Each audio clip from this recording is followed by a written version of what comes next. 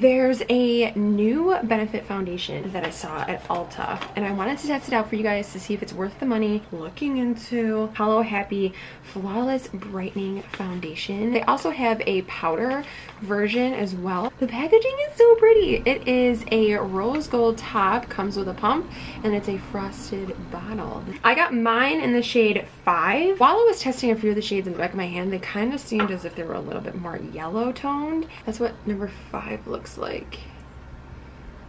So it says it's a medium coverage liquid foundation, and it has SPF 15, which is fantastic for during the summer. Flower acids to help boost radiance. Hyaluronic acid helps keep skin hydrated, which if you didn't know, hyaluronic acid helps retain the moisture in your skin. So if you're going to look for any kind of skincare related item, definitely look for hyaluronic acid if you have dry skin like I do. And this is supposed to be a 12-hour long wear. I am going to do my regular base before I do go in with my foundation. We're going to see how my skin prep works with this foundation.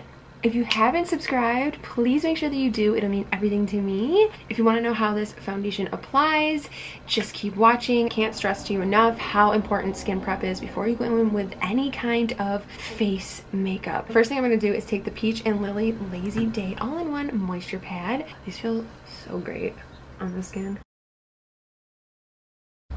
MAC Strobe Cream. This is one of my favorites. It gives a really nice glow, and it also gives a little bit of hydration. I like to use a primer that fills in my pores. Smashbox Photo Finish Foundation Primer. This is just the original one. I find that this gives hydration because it has more of an oily feeling to it, and it also fills in the pores. We are hydrated. Woo! Couple pumps on the back of my hand, probably one pump. Did dampen a sponge. This is the Morphe sponge. Taking the buffing brush from Real Techniques. Dab, dab, dab. And yeah, so the color is pretty decent. So far, it's looking pretty freaking good. For some reason, I didn't have high hopes for this foundation because when I swatched it on the back of my hand in the store, it felt super drying. But you can manipulate any kind of foundation that you want as long as you have a hydrating base. If you have dry skin, if you have oily skin, a matte base. So you can manipulate any kind of foundation to the way that you want it applied to your face. Wow. You guys, that looks so good. Let me see if I can build it up.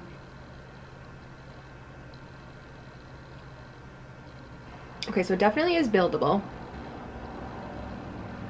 Okay, so let's try it with a sponge.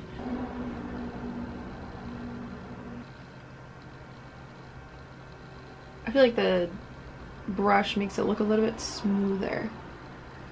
But this side looks a little bit more glowy. I wonder if that's because of the water in the sponge. It kind of shears it out a little bit more, which I personally like.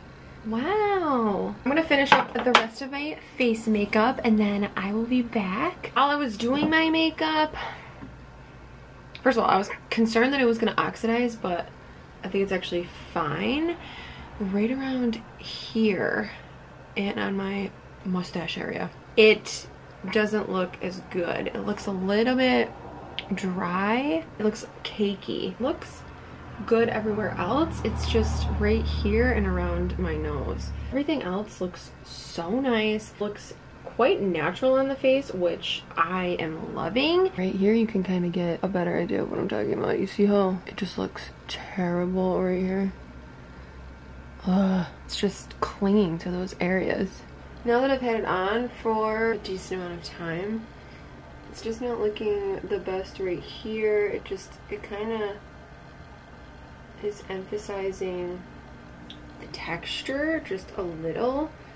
I can see it a little bit more than when I wear other foundations. It's not the best. And for $30, I don't think that you should pick this up for $30. Other alternatives that I personally love, and unfortunately this one just isn't making the cut. When it comes to foundation and face products, I'm super strict because I have dry texturized skin.